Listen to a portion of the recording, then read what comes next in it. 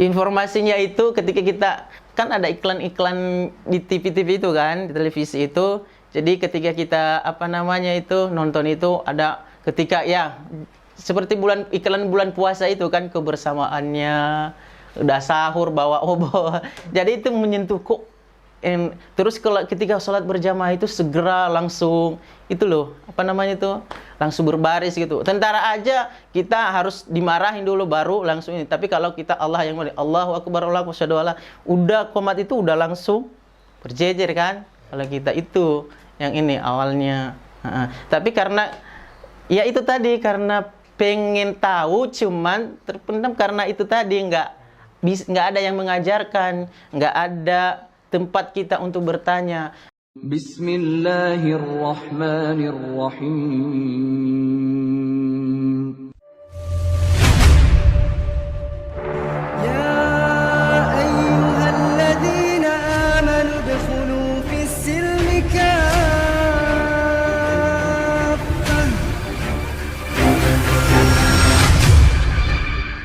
Dukung dakwah Ngaji Cerdas dengan membeli produk-produk dari Cinta Kurma, menyediakan berbagai macam kurma, dijamin keasliannya.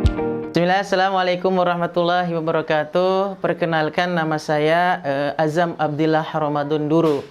Nah, ini adalah nama setelah saya masuk Islam. Adapun nama baptisnya adalah Fidius Duru. Duru ini adalah salah satu marga dari Kepulauan Nias. Nah, adapun kegiatan saya sekarang sebagai bendahara di PMYD Nias plus sebagai kepala TPQ di Yayasan PMYD Nias. Nah, selain kegiatan itu ada juga kegiatan saya adalah sebagai guru di salah satu sekolah di daerah Ciputat ini. Nah, saya dalam keluarga bersaudara 9 orang. Saya anak keempat dari 9 bersaudara. Nah, dan saya tinggal sekarang di Sawah Baru Ciputat. Oke. Set. Udah? Ya, udah. Itu baru. Lalu pertanyaan selanjutnya. Boleh diceritakan nggak kronologisnya kenapa Mas Azam dulu masuk Islam? Sebabnya. Oke, bismillah. Ya, mungkin banyak sahabat ngaji cerdas yang bertanya-tanya kenapa nama saya tadi berubah menjadi Azam Abdillah. Jadi kronologinya adalah saya awalnya itu agamanya Protestan ya, agama Protestan. Jadi sehingga saya hijrah ke agama Islam. Makanya dijadikan nama saya itu Azam Abdillah Ramadan Duru. Nah, adapun sebab saya masuk Islam itu mulai dari saya duduk di bangku kelas SMP. Nah, di situ sudah mulai saya pengen mengenal Islam itu sebenarnya. Cuman kendalanya adalah, salah satu kendalanya karena di kampung saya, di Nias itu mayoritasnya agama Kristen. Bahkan di kampung saya sendiri itu nggak ada yang Islam sama sekali. Jadi untuk kita buat belajar atau menanyakan tentang Islam itu tidak ada. Jadi sehingga di waktu saya SMP itu terendam lah istilahnya ya. Jadi karena nggak ada tadi yang tempat kita untuk bertanya. Nah, sehingga itu terpendam selama beberapa tahun, kurang lebih 2-3 tahun lah. Nah, akhirnya naik saya ke tingkat SMA. Nah, ketika SMA ini kebetulan kalau memang Allah udah berkehendak ya bisa aja. Nah, itu tiba-tiba anak paman ini pulang kampung di kelas 2 SMA ini. Mau naik kelas 2 SMA. Jadi kebetulan dia ini muslim. Jadi mu'alaf, udah masuk Islam. Jadi pindah ke Nias atau dia itu pulang kampung lah istilahnya ya. Jadi di Nias. Jadi itu sebagai itu jalan dari Allah ya, bisa mendapatkan hidayah itu. Jadi dia itu saya bertanya sama dia. Nah, dari situ tentang Islam. Nah, mulai dari situlah saya lebih memantaskan lagi pertanyaan-pertanyaan yang terpendam selama beberapa tahun tadi. Jadi akhirnya dijelaskan. Nah, tapi penjelasannya masih kurang. Jadi belum tertarik lah istilahnya ya. Belum tertarik saya karena penjelasannya masih belum puas. Jadi belum paham lah istilahnya karena beliau juga latar belakangnya mu'alaf. Nah, habis itu sekiranya beberapa minggu kemudian itu kurang lebih 2 minggu lah. Saya minta dicariin seorang, kalau istilahnya kami dulu itu pendeta ya, kalau di Kristen. Nah, kalau di Islam itu ya seorang ustadz. Nah, alhamdulillah, memang Allah kalau udah berkehendak itu ada seorang dai yang dikirimkan dari Dewan Dakwah untuk berdakwah di daerah saya itu yang namanya Leluwau. Jadi nama kecamatannya Leluwau. Kalau daerah kampus saya itu Hilikara. Nah, kecamatannya Leluwau. Nah, di bawah saya ke situ untuk berdialog dengan tentang agama Islam. Nah, adapun pertanyaan saya ini adalah berapa tentang kenapa orang Islam itu tidak memakan babi. Mohon maaf ini. Nah, terus yang kedua adalah tentang ketuhanan. Dan yang ketiga ada 3 ini, yaitu tentang kenapa kalau Islam itu harus melepaskan sandal ketika masuk masjid. Nah, sedangkan kita kan kalau di ini nggak apa-apa, boleh aja kita pakai. Yang penting kita bersih ya, sepatunya atau sandalnya. Nah, akhirnya dijelaskanlah itu oleh seorang ustadz itu. Jadi mulai saya agak paham sedikit. Cuman rasa pengen masuk Islam itu belum. Nah, akhirnya saya pulang pulang ke rumah lagi. Nah, di situ saya udah mulai memikirkan mana yang benar ini, agama sebenarnya yang mana ini. Nah, konsep tadi yang 3 ini adalah saya bandingkan.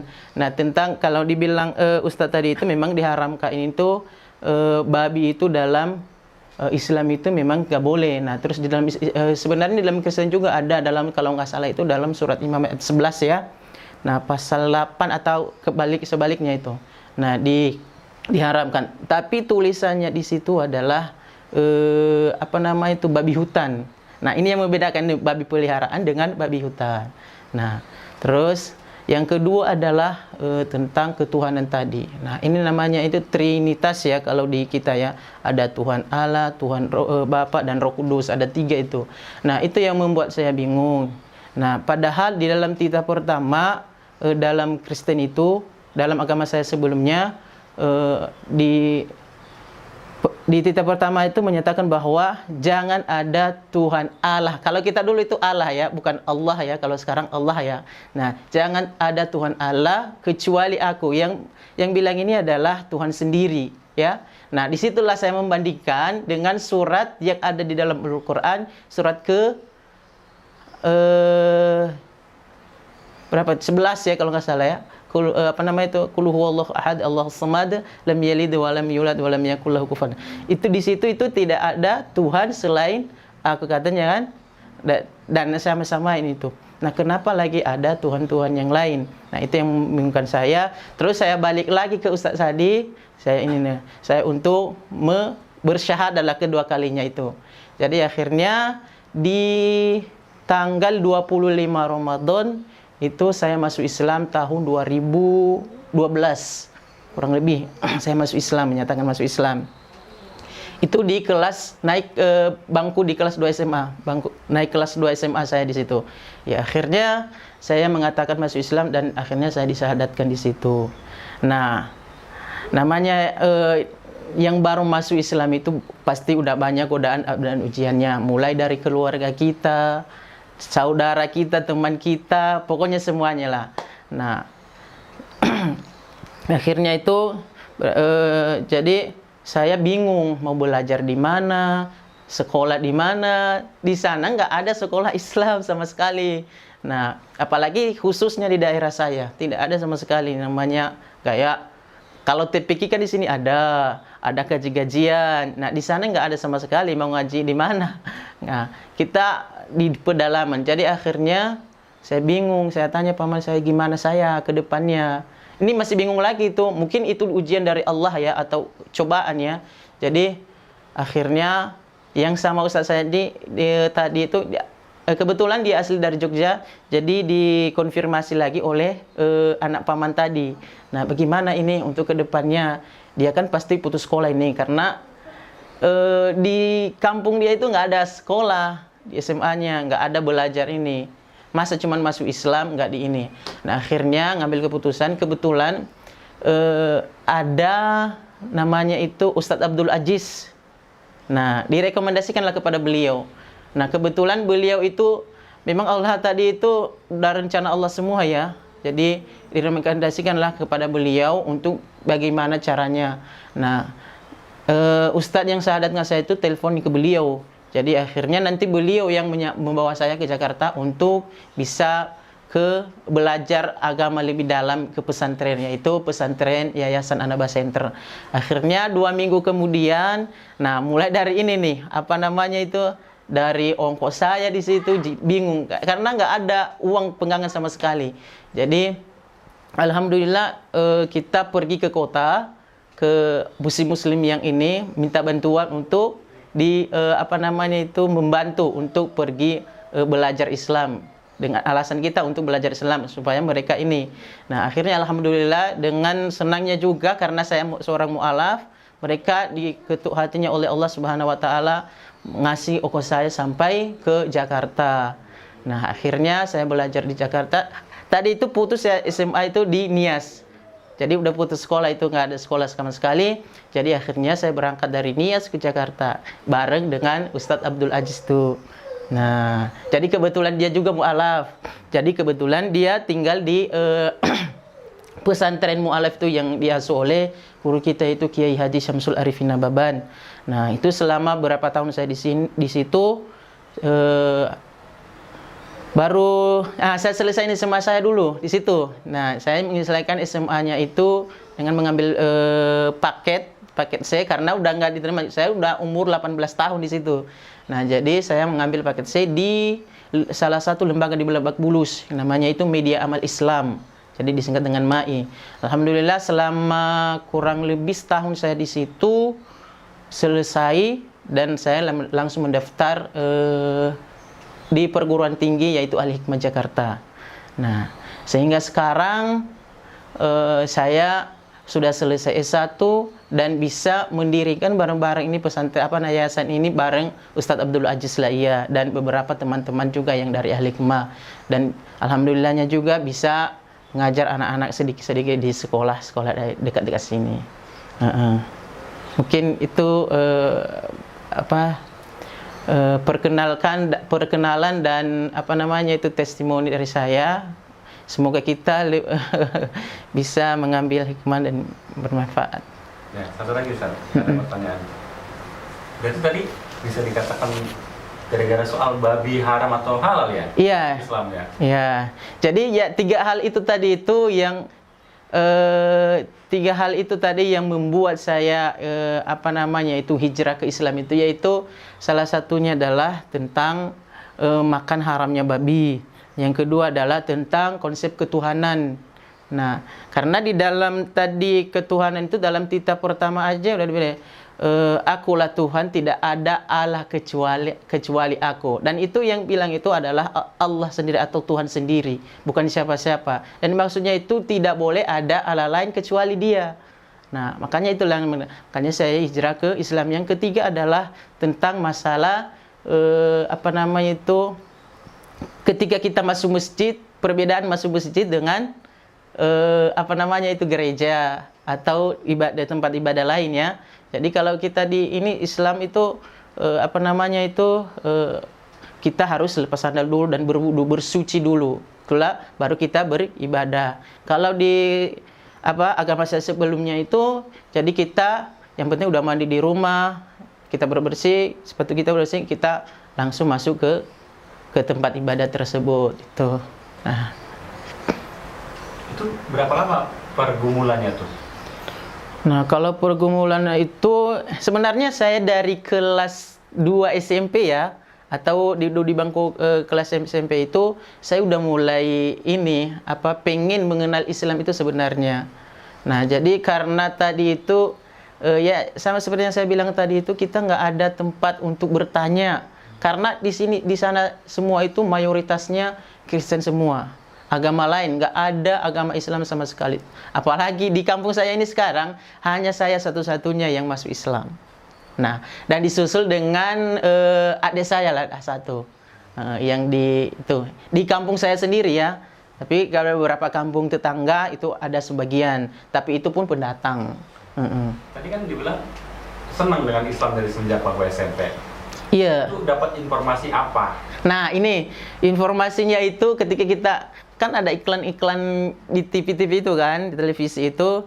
Jadi ketika kita nonton itu ada ketika ya seperti iklan bulan puasa itu kan kebersamaannya, udah sahur bawa obor. Jadi itu menyentuh kok. Terus kalau ketika sholat berjamaah itu segera langsung itu loh langsung berbaris gitu. Tentara aja kita harus dimarahin dulu baru langsung ini. Tapi kalau kita Allah yang Allahu Akbar Allahu Akbar, udah komat itu udah langsung berjejer kan. Kalau kita itu yang ini awalnya. Tapi karena ya itu tadi karena pengen tahu cuman terpendam karena itu tadi nggak ada yang mengajarkan, nggak ada tempat kita untuk bertanya. Nah, zaman-zaman di 2010 ke bawah itu kan saya SMP-nya itu 2010 ya, di bawah. Nah, itu kan belum ada gadget kayak gini.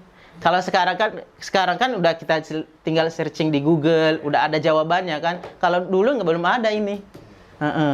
Jadi ya bingung jadinya. Jadi udah terpendam aja selama berapa tahun itu. Ya hitung aja itu dari kelas 2, tamat kelas 3. Kelas 1 naik kelas 2 hampir kurang lebih 3 tahunan. Berarti lagi nonton TV ceritanya tuh? Iya. Pernah diungkapkan nggak kepada keluarga bahwa ini kok enak banget sih Islam? Nah, enggak. Karena kita dulu itu gimana ya? Bukan benci sih ya. Tapi gimana ya? Memang kita kurang ini aja karena dulu-dulu itu kan yang di telinga kita itu kalau dengar Islam itu kayak teroris, macam-macam lah, gini-gini. Apalagi ketika ada peperangan dulu itu menghajar. Ya kita lihatnya dulu di TV dan diomongin sama orang ya. Jadi itu tentang Islam berperang dengan Kristen. Jadi ada dua ini yang ini. Jadi kita karena kita agamanya ini ya latar belakangnya pasti kita itu yang membenci. Jadi kita benci itu karena permusuhan itu, bantai-bantaian gitu. Nah ternyata setelah saya ini, begini, nggak begitu seharusnya, ya, gitu. Terus ketika sudah masuk Islam nih, gimana respon keluarga tuh gimana? Nah ini sebelum cerita ini tentang keluarga setelah saya ini belum tahu keluarga ini saya syahadat itu. Nah saya ngomongnya ke keluarga. Semua keluarga tahunya itu pergi ke rumah paman. Nah, jadi saya selama 2 minggu itu di rumah paman itu nggak ngasih tahu bahwa saya udah disyahadatkan ke keluarga. Nah, pas saya ini 2 hari lagi sebelum saya berangkat ke Jakarta baru saya ini kasih tahu kepada keluarga bahwa saya sudah masuk Islam. Nah, mereka pasti kaget. Yang benar katanya. Iya benar kan. Nah, saya didiamin di situ ya, didiamin. Memang kalau sifat orang kita begitu. Jadi kalau memang mereka kurang serak itu, mereka diamin kita. Nah, ketika saya udah ini jelang 2 hari itu saya langsung berangkat pamit ke orang tua. Kayak ayah itu dia langsung nangis di situ nggak mau ngomong apa-apa. Kamu itu jauh loh ini Jakarta itu. Kamu kirain ini, kamu dekat gaya gini. Dia ini kan ibaratkan nama kampung sebelah ya. Ini bukan kayak gitu sekarang, itu berapa kilo, puluhan ratusan kilo ke sana itu, berapa ribu kilo kamu ke Jakarta itu, kamu nggak mikirkan dulu. Saya juga ikut nangis itu waktu orang tua itu bilang dan saudara. Sampai saya itu berangkat berapa ratus meter itu saya masih lihat masih pada menangis mereka, Masya Allah. Tapi pernah juga putus sih itu komunikasi dengan orang tua. Jadi, tapi saya nggak ini enggak ini ya sedih dan enggak ini. Saya berusaha terus untuk ngobrol dengan saudara-saudara saya, sering teleponan setelah saya di sini. Dan akhirnya selama 3 tahun saya nggak pulang di Nias, cuman melalui telepon aja dan itu jarang-jarang karena kita tinggal di pondok dulu ya. Jadi akhirnya saya beranikan diri. Nah, ustadz yang syahadatkan saya itu belum mengizinin saya karena takutnya belum kuat akidahnya, takut di apa namanya itu dimurtadin lagi atau diajak lagi ke agama sebelumnya. Saya bilang, saya tekan yakin, walaupun saya dikasih apapun dimanapun, insya Allah saya udah kuat ininya. Nah habis itu saya beranikan pulang kampung, dan disitulah saya ketemu orang tua dan saudara dengan inilah, dengan hati yang senang, namanya ketemu orang tua. Nah di situ itu saya nggak mau apa namanya itu gaya berdakwah, cuman menjalankan aja ibadah saya seperti. Nah saya pasang alarm jam berapa di sini, karena di situ nggak kedengaran azan, sama sekali. Namanya di pelosok ya, jadi gitu. Nah jadi bahkan saya telat-telat setengah jam, biar nanti nggak sah nanti sholatnya, biar sah sholatnya supaya nggak salah waktunya. Jadi biasanya kalau azan jam 4, saya sholat jam setengah 5 atau jam 5, biar ini, karena telat juga azan di sana daripada sini, duluan di sini. Ya, jelang itu tahun ketiga ya saya pulang ke Nias, akhirnya pulang lagi saya ke Jakarta, ke pesantren. Nah, jelang 2 tahun lagi saya pulang lagi ke Nias, alhamdulillah dengan via telepon saya sering apa namanya itu kasih tahu tentang Islam ini sama adik saya. Dia sekarang di Solo di pesantren juga. Karena kalau kita tinggalkan di sana, dia mau ngapain? Nggak ada pelajaran yang dia dapat, cukup masuk Islam aja. Nah, akhirnya saya bawa di Pulau Jawa itu di Solo. Alhamdulillah kemarin saya dengar udah selesai mondok sih, dia udah hafal 20 juz. Alhamdulillah dengan izin Allah. Dan ada adik-adik yang dari anak paman tadi, ada 2 orang di Solo, dan 1 paman saya tadi yang belum masuk Islam, alhamdulillah udah masuk Islam, dan saya tempatkan di Solo sekarang. Dengan izin Allah saya jemput tahun ke-5 itu berdua sama adik. Paman ini saudara ibu kandung, terus adik kandung 1 masuk Islam, bareng-bareng masuk ke pesantren. Alhamdulillah ada yang menampung mereka. Kebetulan ada orang tua asuh adik-adik di sana, termasuk orang tua asuh saya juga yang itu namanya Umi Yasmin di sana ya, pemerhati mualaf juga. Dia pemerhati mualaf di nggak seluruh Indonesia, dari Kalimantan, ada dari Kupang juga, dari Nias, dari pemerhati ini mualaf dia di Solo. Dukung dakwah Ngaji Cerdas dengan membeli produk-produk dari Cinta Kurma, menyediakan berbagai macam kurma, dijamin keasliannya. Jadi alhamdulillah dibiayain semua sama beliau, sehingga adik yang 1 itu kemarin baru selesai S1-nya di UMS Solo. Alhamdulillah berkat beliau juga membantu. Nah, ya kira-kira begitu ini.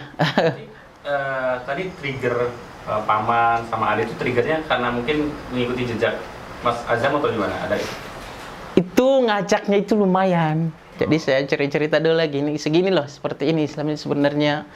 Dan kalau paman itu udah berapa tahun ya saya ajakin ini apa namanya itu, tapi enggak ini dia. Tapi terserah paman, gini aja, nanti saya pulang ke Nias, nanti kalau mau ikut silakan, kalau enggak apa-apa. Ya akhirnya karena kebetulan anaknya saya udah bawa sini duluan. Nah akhirnya dia ikut, dan sampai sekarang nggak pulang-pulang ke Nias, mungkin udah keenakan di sini, nyaman kali di sini nih. Jadi dengan rasa kebersamaan atau persaudaraan seorang muslim itu mungkin beliau nyaman lah. Dan kita itu kalau di sana, pernah saya jalan di Solo ya, dia yang bangunin kita, bukan kita yang bangunin dia. Masya Allah luar biasa. Cuman ya namanya udah berusia ya, kurang lebih 77 tahun ya, kalau nggak salah sekarang umurnya. Karena itu jadi tapi badannya masih kuat, cuman untuk belajarnya nggak ini lagi. Jadi yang penting saya bilang, yang penting paman sholat aja, itu aja, baca aja yang kamu, bismillah aja nggak apa-apa, nggak ada masalah. Insya Allah dimaklumin oleh Allah Subhanahu Wa Taala ya. Yang penting udah niatnya udah ini, yang penting sholat. Kalau dia ini sebelum azan itu 5 menit, 10 menit atau 15 menit lah sebelum udah di masjid berwudu dia. Wah, Masya Allah. Ini kita yang udah duluan aja malu, bener. Tapi alhamdulillah anaknya itu yang mengajarkan dia sendiri. Karena anaknya juga tamatan pondok juga, alhamdulillah udah selesai 30 juz. Dan dua-dua anaknya itu udah 30 juz. Masya Allah, cowok cewek. Dan sekarang udah selesai S1-nya. itu luar biasa ya. Dan berkat bantuan Umi yang di sono itu orang tua asuh mereka. Pahala juga buat Mas Ajam yang ngajak. Amin insyaallah. Berarti keluarga Ninias sudah bisa menerima Mas Ajam. Alhamdulillah di tahun ketiganya udah. Bagaimana tuh? Jadi perasaannya? ya alhamdulillah enak lah, dan alhamdulillah kalau kadang-kadang ya cuman saya bisa bawa dalam doa ya untuk bagaimana mereka bisa mendapatkan hidayah Allah, karena hidayah itu kan kita nggak bisa memaksakan. Kata Imam Syafi'i kan, kalau seandainya itu saya hidayah itu bisa saya beli sekarang buat keluarga saya yang belum masuk Islam katanya kan, atau yang orang-orang yang saya suka tapi dia belum masuk Islam saya. Tapi karena itu hanya Allah yang bisa mengasih ya, cuman kita berdoa saja. Dan mohon juga pada teman-teman dari Ngaji Cerdas mendoakan ya. Jadi dalam Islam itu nggak ada paksaan. Jadi cuman kita menyampaikan dengan akhlak kita, karena Nabi juga datang ini untuk memperbaiki akhlak seluruh manusia kan. Nah, jadi mulailah dari akhlak kita. Dan saya diterima pun dalam keluarga itu, nah mulai dari akhlak juga. Karena perubahan ya. Ya, jadi itulah salah satu penyebab saya diterima dalam keluarga dan teman-teman. Nah, dan ada aja sih ujiannya ketika saya pulang kampung itu. Jadi kayak dari keluarga paman itu ya sering mengejek lah, walaupun bercanda gimana deh. Panggil kita Pak Haji dengan bahan ledekan sebenarnya itu. Tapi walaupun mereka bercanda. Terus ada beberapa teman seangkatan dari SMP, SMA. Jadi di SMP lah. Jadi ketika saya berangkat, mohon maaf ini saya cerita ya, berangkat umroh. Jadi saya kan pakai kalau umroh itu. Jadi saya ini post di Facebook saya. Ya, karena dulu masih aktif FB saya di tahun 2014 itu. 14 atau 13 ya saya ini bro itu. Nah, di komen lah ini itu status saya itu. Loh, kok kok gitu sih menjual nama baik agama kita nah. Loh, kok menjual nama baik agama? Kan saya ini kan cuma dipindah agama, kan bebas untuk memilih agama itu kan bebas.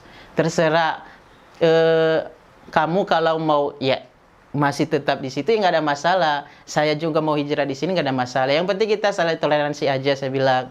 Ya nggak ada masalah. Bukan saya memperjualbelikan agama. Kecuali kalau saya kayak gini masuk ke sini terus saya minta uang masuk agama sini. Itu namanya memperjualbelikan agama. Karena saya nggak melakukan seperti itu.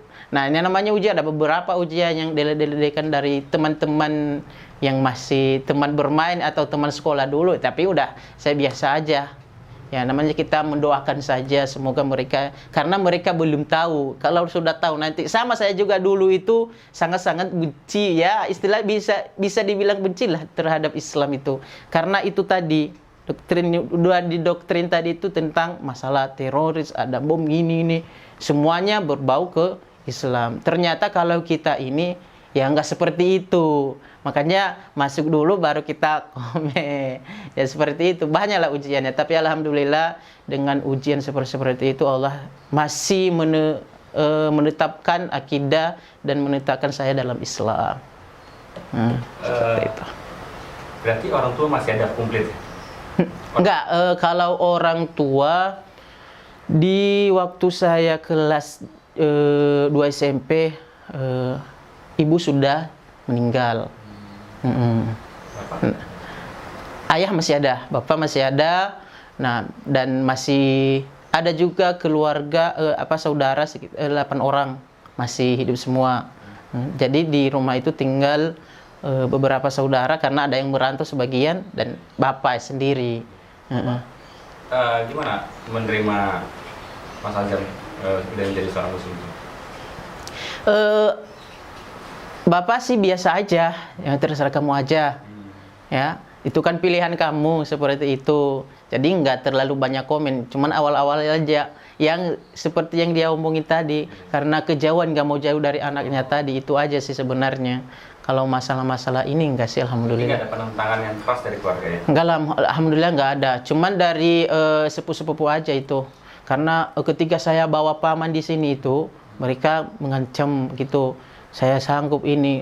Saya bilang kalau sanggup untuk apa namanya itu, kan kebetulan paman ini kan tinggal dia sendiri, anaknya saya udah bawa di sini, terus ada beberapa yang merantau, terus sudah pada nikah, jadi di rumah itu tinggal sendiri. Jadi saya juga sedih kan melihatnya, bagaimana, apalagi usianya udah lanjut usia ya, jadi udah sepuh. Jadi saya kadang-kadang mikir kalau dia sakit, yang ngasih makannya, ngasih obatnya siapa?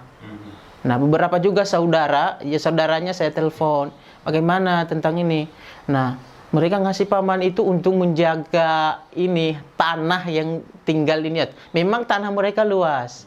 Nah, saya bilang itu tanah itu kalau ini suruh mereka ini urusin yang saudara yang lain. Ini tinggal nggak dibawa mati, saya bilang. Ya, kalau nggak dijual aja. Sampai saya bilang begitu, nggak dijual aja. Kebetulan nggak mau mereka jual karena mereka itu belum, istilahnya itu harta gono gini lah, jadi belum dibagi, jadi nggak berani menjualnya. Ya udah, saya bilang silakan diserahkan ke paman yang lain yang bisa menyangkupi, yang masih muda, jangan dikasih kepada yang sudah sepuh gitu kan. Ya, akhirnya ada yang komen ini, yang beberapa itu sepupu. Saya bilang ya nggak apa-apa, kalau sanggup kalian mengurus paman, ya silakan. Kan saya cuma baik hati aja untuk membantu paman ini dan mendekatkan kepada anak-anaknya. Kebetulan anaknya ada 2 di Solo, saya bawa. Nah, jadi habis itu, nah setelah saya ngomong gitu nggak ada komen. Ya udah, saya beranikan diri pulang ke Nias. Akhirnya bawa ke Solo. Jadi paman itu senang sampai sekarang di samping anaknya. Dan terakhir kemarin itu bisa mendatangi wisuda anaknya langsung. Kalau di Nias kan nggak mungkin. Karena ongkos di Nias itu lumayan, ya. Seperti itu. Saya pengen tahu lebih dalam. Kan ini kan dengan Ustadz Aziz, Ustadz Ajam mendirikan sebuah yayasan PMI ini. Apakah karena pengalaman dulu di Nias tidak ada yang mensupport atau bagaimana sehingga bikin yayasan ini? Boleh diceritakan nggak sedikit tentang? Oh iya, jadi kita itu pesantren bareng ya, Ustadz Aziz ini kuliah juga satu alma mater sama Ustadz Aziz ini. Jadi awalnya kita ini komunitas.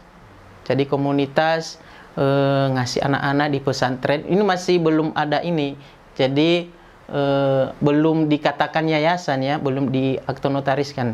Nah, jadi akhirnya kita anak-anak itu datang, ya paling kalau ada anak yang nggak nginap di rumah, sebagian di rumah Ustadz Aziz, ya di rumah saya. Nah, ini kita namanya juga kita sama masih ngontrak ya. Jadi habis itu, nah timbullah kita itu setelah komunitas. Kita ada dulu itu 5 orang, atau 6 orang ya. Jadi awal-awalnya kita berdua. Jadi saya bilang, gimana Ustadz kalau kita ngadain ini aja, apa yayasan kita jadi. Nah, akhirnya dia akan sama beliau.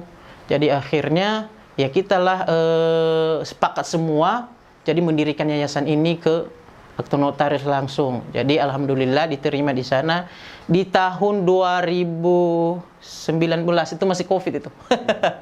Jadi berdirilah yayasan ini kurang lebih berarti 2-3 tahunan ya. Ini tahun ketiga kalau nggak salah ini. Ya, kita berdirinya yayasan ini.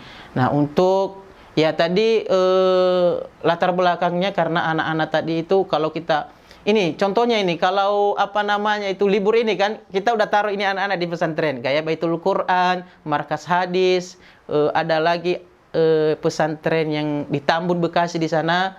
Jadi mereka pulang itu yang nggak mungkin di rumah ini kecil. Nah, terus nggak mungkin di rumah saya juga. Akhirnya disewa lah sama Ustadz Aziz itu apa namanya itu kontrakan, satu kontrakan di sana. Jadi nanti di sanalah anak-anak itu numpuk aja di situ nanti anak-anak itu. Karena yang mukim aja udah 4 orang. Nah, belum ada lagi kurang berapa di markas hadis 2, di Depok 3 apa 4 ya. Udah berapa itu 5 ya. Nah, di Tambun Bekasi 2, udah 7. Nah, ditambah ini. Nah, di satu kontrakan petakan begitu muatnya gimana itu. Ya mau nggak mau ya numpuk-numpuk aja ntar di situ. Ya gitulah kita ini. Jadi rasa prihatin kita juga dengan kepedulian orang-orang Muslim yang di Nias ya. Mungkin karena faktor ini juga ya, ekonomi ya, kalau di Nias itu. Jadi sehingga anak-anak itu untuk belajar agama kurang. Nah, apalagi yang kayak saya tadi, kalau nggak ada ini direkomendasikan sama Ustadz Aji, sama namanya Ustadz Tria yang saya tadi itu, ya saya mau kenal di mana ini coba. Nah, tapi kalau bukan kita lagi yang meneruskan itu, siapa lagi? Nah, itulah dari latar belakangnya itu, karena keprihatinan kita juga tentang masa depan anak-anak dari Nias, ya, terutama yang mu'alaf, du'afa, ya, dan kurang mampu lah, ya, anak yatim, dan kebanyakan kita di sini tuh anak yatim, ya, dan mu'alaf. Jadi sehingga kita memberanikan diri lah untuk mendirikan yayasan ini, walaupun cuman kita ngontrak petakan. Seperti itu. Apa sih programnya apa aja? Selain tadi ada yang di pondok-pondok itu yang apa? Nah, programnya itu selain yang kita pondokkan ya, kalau di base camp itu anak-anak itu belajar, kalau mereka kan habis subuh tadi itu mereka menghafal Al-Quran, setoran hafalan, itu sampai jam 6, ya, dari subuh sampai jam 6. Nah, habis itu mereka sampai jam setengah 7 nanti siap-siap untuk sekolah. Nah, kebetulan sekolah mereka itu dekat di sini, yang mukim di sini ya. Nah, habis itu mereka sekolah dari jam 7 atau jam setengah 7 sampai jam 2, jam 3. Nah, nanti mereka siangnya makan atau istirahat ya, kalau masih ada waktu. Habis itu nanti habis asar, mereka ngaji lagi, belajar ada yang namanya fikih, akidah akhlak, bahasa Arab. Pokoknya belajar agama lah mereka nanti, seperti pondok-pondok hal biasanya. Terus, nah habis itu istirahat mungkin sampai jam 5. Tuh baru mereka mandi, siap-siap atau olahraga kalau udah olahraga. Terus habis maghrib mungkin mereka makan. Enggak, maghrib itu kita masih ada lagi pelajaran maghrib. Jadi maghrib itu belum makan. Jadi maghrib itu ada dua nanti itu ada TPQ. Jadi TPQ ini khusus wilayah yang di sini. Jadi sosial kita lah ya, biar ini ini rasa ininya kepada warga. Jadi kita adain TPQ. Jadi belajar dari jam habis maghrib itu sampai menjelang jam 8. Nah, bareng dengan anak-anak yang di base camp atau di ini kontrakan sana yang mukim. Habis itu, setelah itu baru anak-anak udah pulang yang ini warga kampung. Jadi anak-anak baru mereka makan. Habis itu nanti habis makan istirahat sebentar, mereka belajar, persiapan untuk belajar besok pagi lagi atau menghafal. Itu programnya. Berarti goalnya itu jadi dai yang kaderisasi ke Nias nanti ya? Iya, insya Allah kita rencananya anak-anak ini kalau kita udah ini ya kita rekomendasikan untuk jadi dai dan daiyah di Kepulauan Nias khususnya, dan umumnya di seluruh dimanapun nanti berada dia. Jadi kan mereka sekolah, mondok, terus makan dan sebagainya. Itu operasionalnya dari mana, Sar? Oh, nah ini nih yang jadi pertanyaan ini. Ya inilah Ustadz Ajis itu luar biasa juga gigih beliau ya, dengan mencari ya gaya beliau inilah gaya meminta-minta ya. Tapi ya untuk kebaikan beliau menahan rasa ininya ya, karena untuk memperjuangkan dakwah ini, dakwah di Nias itu atau anak-anak yang sudah di base camp itu. Jadi kita kadang-kadang kita ngajuin proposal untuk beberapa ini PT. Jadi kita belum ada donatur yang tetap gitu ya. Jadi mungkin ada beberapa ini. Nah, kadang-kadang kita itu kalau ini kadang-kadang minus berapa juta itu, minta 400.000. Ya namanya pengeluaran anak-anak ini itu mulai dari sekolah mereka, biaya baju mereka, terus apalagi makanan mereka, nah kontrakan mereka lagi, itu semuanya prabayar. Jadi yang kadang-kadang kebetulan saya tahu sendiri karena saya sebagai bendahara juga di lembaga ini, jadi minusnya saya tahu sendiri. Jadi kadang-kadang beberapa minus ya kita ini Ustadz Ajis yang ini, nah luar biasa lah perjuangan beliau ya untuk ini ya. Nah, siapa lagi kalau bukan ya kita bareng-bareng kaum muslimin ya, yang untuk memperjuangkan dakwah ini, memperhatikan anak-anak yang khususnya dari daerah ya. Karena ya jauh-jauh dari sana mereka, kalau kita enggak ini di sini, masya Allah kita biarkan mereka, masya Allah ya.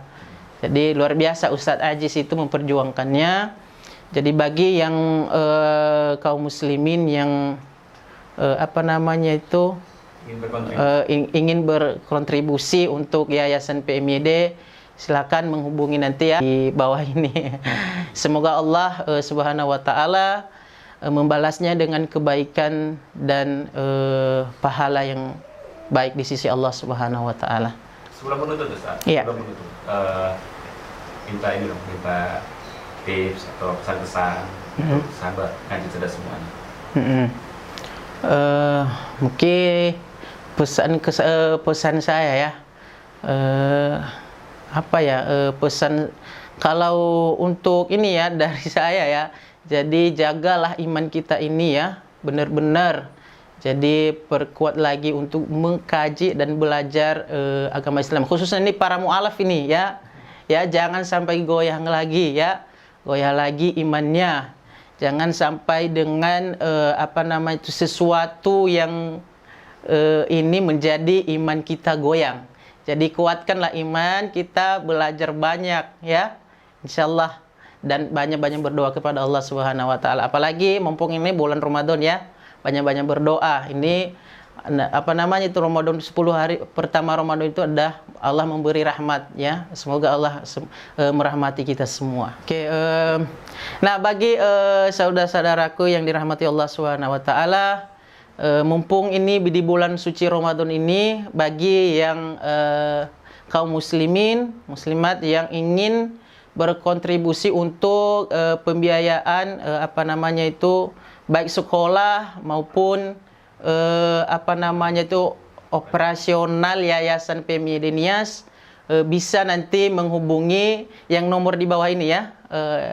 Semoga Allah Subhanahu wa taala menggantikan yang lebih baik ya. Apalagi ini bulan-bulan yang dilipat gandakan oleh Allah Subhanahu wa taala.